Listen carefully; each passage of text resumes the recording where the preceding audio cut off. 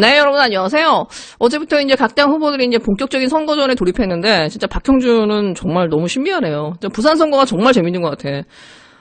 어떻게 출마 선언을 한두고 하루도 안 빠지고 계속해서 의혹이 나올 수 있죠? 근데 그 의혹도 작은 의혹이 아니야. 어저께 MBC 뉴스에 나왔잖아요. 4년째 미등기 상태인 건물이 있었다. 본인이 몰랐대. 실수래.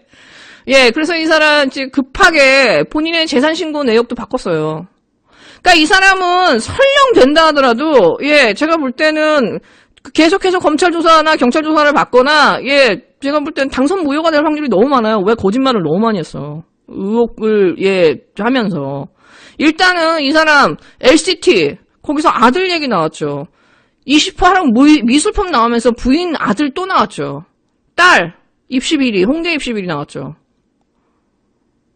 심지어 이 사람 국회 사무처장 할 때 국회에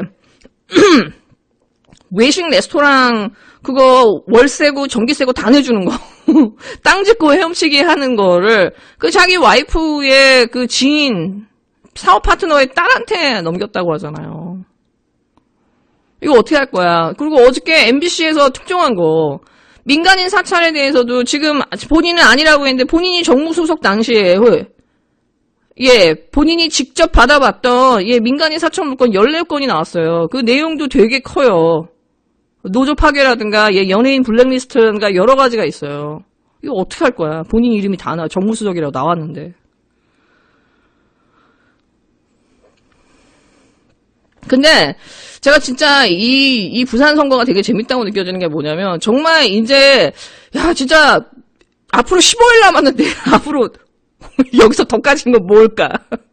진짜 부산 시민들이 이걸 감당할 수 있을까라는 생각이 드는 거예요. 아무리 예, 그 국힘당을 좋아하고 국힘당을 찍어야 된다고 하지만 진짜 저런 후보를 부산의 대표 얼굴로 세운다라는 거 이거 진짜 너무 부끄러운 일 아닌가요? 진짜 어떻게 보면은 부산 시민들의 도덕성에도 이게 진짜 시험대에 놓여 있다라고 해도 과언이 아닌 거죠. 근데 이게 이 박형준이 제가 한 가지 참 이 사람이 참 인간으로서 되게 좀 실격이라고 느끼는 게 뭐냐면은 이거는 사실 대한민국의 재혼 가정들이 얼마나 많아요. 사실은 요즘에는 뭐 두 사람 중에 한 사람이 재혼이잖아요. 재혼 가정 굉장히 많고 한데 자기 전 부인이 그 전에 낳은 자식이 아들 딸이 있잖아요. 그 자식을 배우자의 딸 전 남편의 아들 최 씨 집안 아들인데 왜 박 씨 집안 아들로 둔갑시키냐. 내 아들 아니다. 쟤네 나랑 직계가족 아니다. 이게 계속해서 이 사람이 계속 강조하면서 예 하는 대답들이에요. 이거 진짜 너무 놀랄 노짜야. 아무리 의무 딸이고 아들이라도 자기 자식이잖아요. 이 사람이 지금 결혼한 지가 20년이 됐는데 이게 20년이 넘었는데 이게 말이 되나? 그러니까 이 사람이 조연과 자기 사이에 낳은 아들과 딸이 있잖아요. 새로 가정을 꾸린 이 자식만 이 사람에게 친자식인 거야. 오늘 뭐 이렇게 선거에 뭐 유세 나왔대. 이제 상황이 급하니까 친자식을 이용하는 거지. 근데 이 사람은 이 박 씨만이 중요한 거야. 자기의 전 부인으로부터 이 사람이 아들인가 있다고 하잖아요. 얘도 자식이 아니야.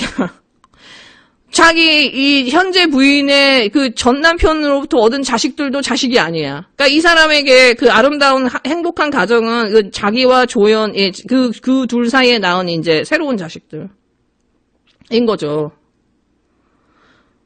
그러니까 얼마나 이기적인 사람이냐는 거야. 얼마나 이기적인 사람이냐는 거야. 그러니까 이런 사람이 그 자기의 전 부인의 자식이라든가 자기 현재 부인의 그 자식한테 얼마나 많은 상처를 줬을까가 이게 안 봐도 비디오예요. 근데 최소한 이런 사람 정말 이렇게 이기적일 수 있는가?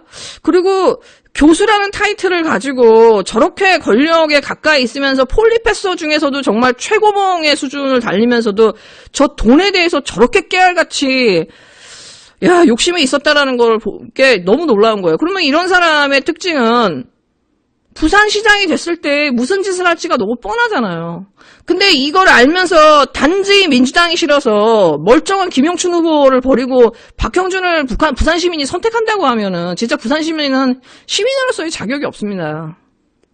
그래도 진짜 대한민국의 제2의 도시에 사는 분들인데 네, 오늘 뉴스 중에 되게 재밌었던 부분이 뭐냐면은,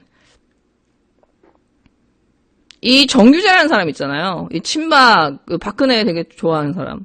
이 정규재가 인터뷰를 하면서 뭐라고 했냐. 윤석열이 대권을 지면 사실상 이건 쿠데타다.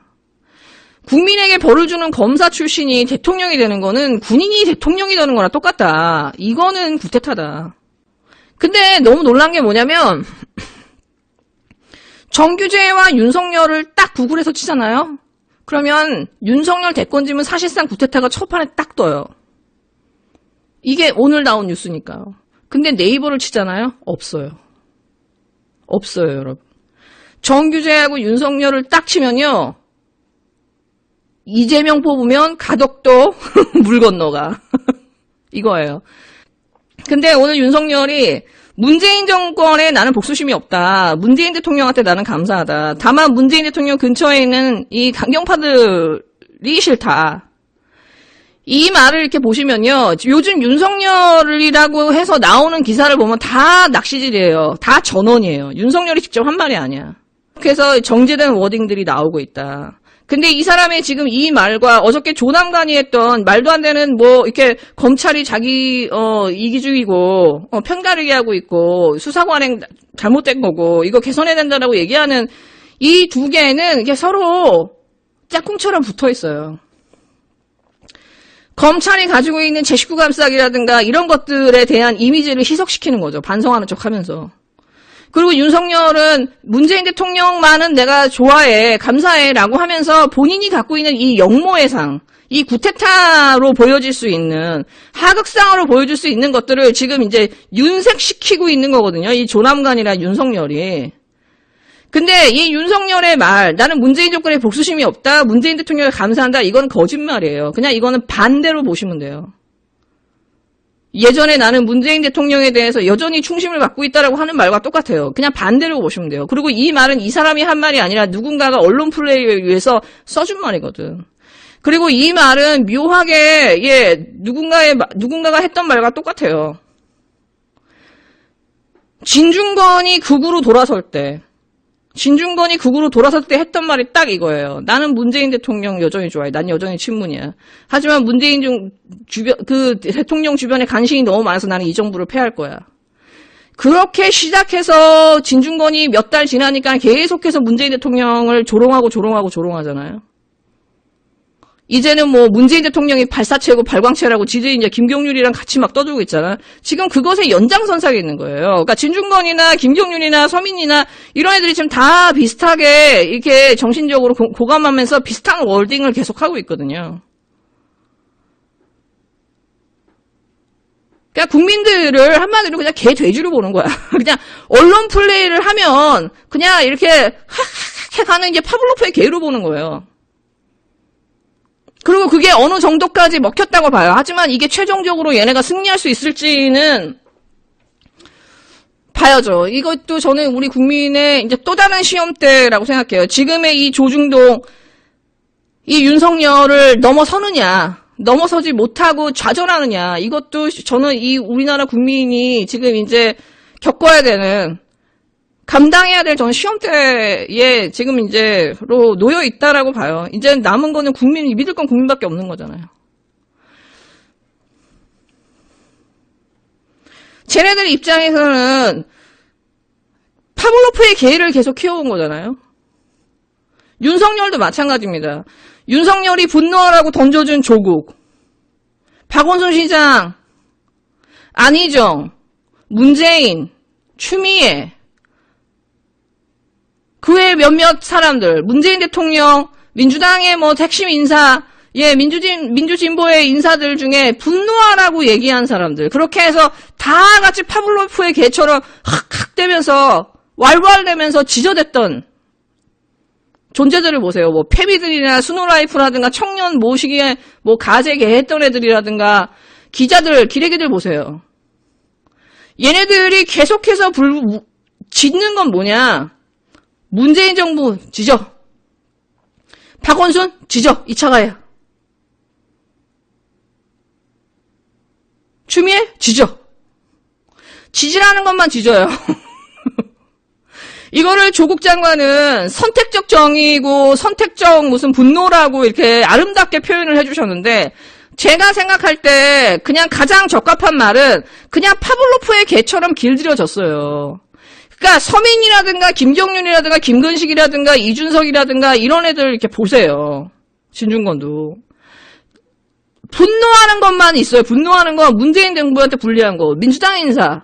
예, 민주정부 인사한테만 오로지 분노해요. 똑같은 사안에 대해서 이쪽에다가는 철저하게, 예, 진짜 단 하나의 오류도 인정하지 않을 만큼 분노하면서 윤석열이나, 예, 뭐 박형준이나 이런 것들은 전부, 예, 음화되는 거야. 전부 언론 탄압이고 다, 예, 거짓말이라고 그냥 폄하해버렸잖아요. 이 사람들이 말하는 이게 말로 그냥 미화된 선택적 정의나 선택적 분노지 그냥 파블로프의 개인 거예요. 본인들만 모를 뿐이지.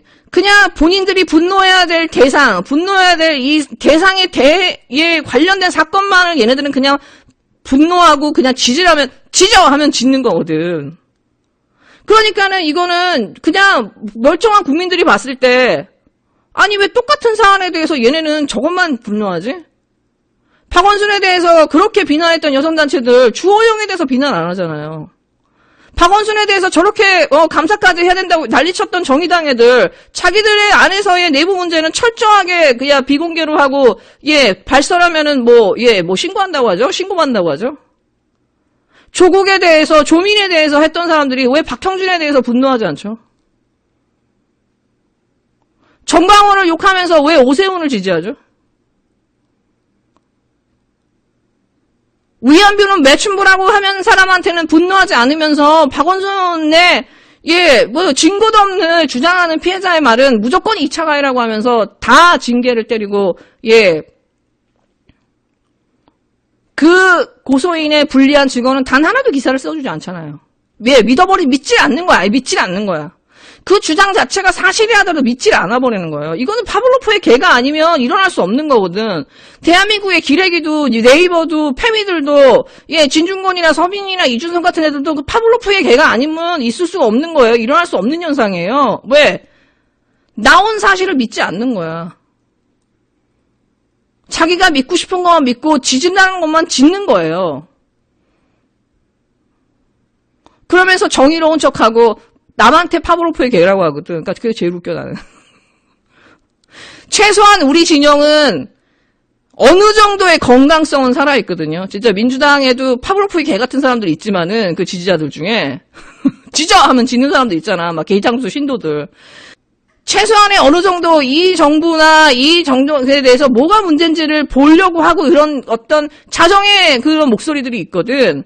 근데 저쪽은 없어요. 그냥 파블로프의 개만이 성공할 수 있고 저 개짓을 해야 뭐라도 떡이라도 맞거든. 뭐라도 나오잖아요. 쟤네들의 저 파블로프의 개짓을 온 국민한테 지금 퍼뜨리고 그걸 중산층 할 때까지 중도층 할 때까지 퍼뜨리는 게 쟤네들의 지금 대선까지의 목표란 말이에요. 그리고 이것이 지금 첫 번째 시험대가 지금 이제 이게 될 거예요. 서울시장, 부산시장 선거가 될 건데, 쟤네들의 저 파블로프 개를 만드는 저 전략, 저 국민을 세뇌시키는 저 전략을 어떻게 우리가 차단할 것인가. 이제 그 부분을 한편으로 고민해 봐야 되는 시점인 것 같아요. 네, 여러분 즐거운 하루 되세요.